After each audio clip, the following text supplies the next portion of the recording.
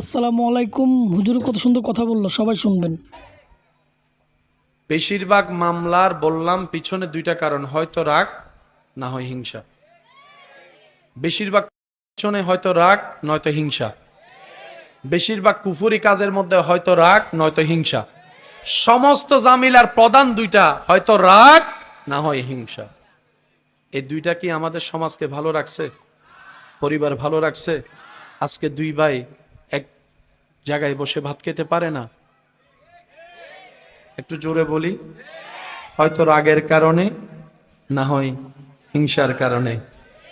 আজকে একই বংশের একই রক্তের দুই পরিবার এক জায়গায় একজন আরেকজনকে দেখতে পারে, বিয়ের অনুষ্ঠানও দাওয়াত দেয়, হয়তো খেয়াল করে দেখবেন রাগ আছে না হয় হিংসা আছে। কথা বলেন ঠিক কিনা? এই দুইটা জিনিস, হিংসা অহংকার রাগ, আসে কার থেকে? ফেরেশতা থেকে না শয়তান থেকে? শয়তান।